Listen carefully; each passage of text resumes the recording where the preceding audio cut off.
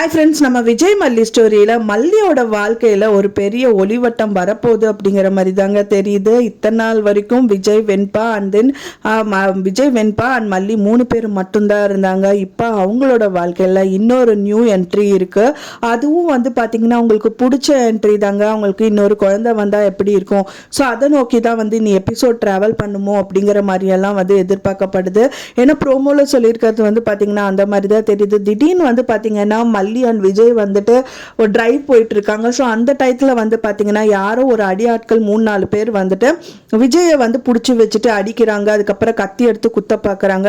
So அந்த டயத்தில் மல்லி வந்து மயக்கத்தோடு இருக்காங்க. அவங்க கிட்ட இருந்து எப்படியோ விஜய் தப்பிச்சு வந்துட்டு அப்படியே ரோட்டில் நடந்து போயிட்டு இருக்கும்போது மல்லி திடீர்னு மயக்கமாகிற மாதிரி இருக்காங்க. ஸோ விஜய் தாங்கி பிடிக்கிறாரு. இந்த மாதிரி எல்லாம் நிறைய சீக்வன்ஸ் வந்துட்டு இருக்கு. ஸோ அதனால வந்து பார்த்தீங்கன்னா ஒரு சமயம் இவங்க வந்து கன்சீவா இருப்பாங்களோ அப்படிங்கிற மாதிரி எல்லாம் நம்மளால நினைக்க தோணுது.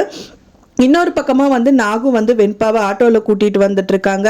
ஸோ அவங்களுக்கு என்ன விஷயம் தெரிஞ்சுது அப்படின்னு தெரியல. ஒரு சமயம் மல்லி விஜயை பார்க்க வரணும் அப்படிங்கறதுக்காக வந்துட்டு இருக்காங்களா, இல்லை யாராவது இன்ஃபார்ம் பண்ணாங்களா அவங்களுக்கு ஏதோ ஆபத்து வரப்போகுது அப்படின்னு சொல்லிட்டு அப்படிங்கிற மாதிரியெல்லாம் நிறைய விஷயங்கள் வருது. ஒரு சமயம் மல்லி தான் கால் பண்ணி நாகு வர சொல்லியிருப்பாங்களோங்கிற மாதிரியெல்லாம் நிறைய டவுட்டு வந்து வந்துட்டு இருக்கு.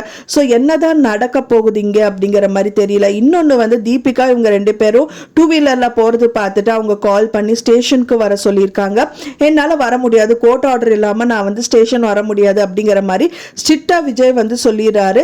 இருந்தும் வந்து பார்த்தீங்கன்னா இந்த தீபிகா அவங்கள ஃபாலோ பண்ணுறாங்க. ஃபாலோ பண்ண போது வந்து பார்த்தீங்கன்னா இந்த இன்சிடென்ட்டும் நடந்திருக்கு. அதனால தீபிகா தான் இவங்களை காப்பாற்றிருப்பாங்களா அப்படிங்கிற மாதிரி எல்லாம் நிறைய டவுட் வந்துட்டு இருக்கு. ஸோ யாருனால இவங்க காப்பாற்றப்பட்டாங்க, ஸோ அங்கே என்னதான் சம்பவம் நடந்துச்சு அப்படிங்கிற மாதிரி எல்லாம் நிறைய எதிர்பார்ப்பு வந்துட்டு இருக்கு. ஸோ இதுக்கு மத்தியில் வந்து பார்த்தீங்கன்னா கவினும் வந்து ஒரு இடத்துல இருக்காங்க. ஸோ அவங்க வந்து வெண்பா குட்டியை கடத்தணும்னு சொல்லிட்டு வந்திருப்பாங்க.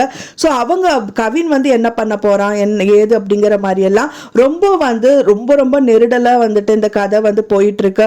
ஸோ இதுக்கு என்னதான் சொல்யூஷன், மெயினா இந்த சுடர் வந்து கண்டிப்பா யாராவது கண்ணில் பட்டா மட்டும்தான் இதுக்கான சொல்யூஷன் கண்டிப்பா கிடைக்கும். அப்படியே இல்லாட்டா வந்து இந்த கவின் வந்து யாரோ கண்ணில் டைரக்டாக படணும். அதாவது இப்போ மாறு வேஷத்தில் இருக்கிற கவினை வந்து டைரக்டாக பட்டால் மட்டும்தான் இந்த தீபிகா அரெஸ்ட் பண்ணுவாங்க, இல்லைன்னா அவங்கள அரெஸ்ட் பண்ண முடியாது.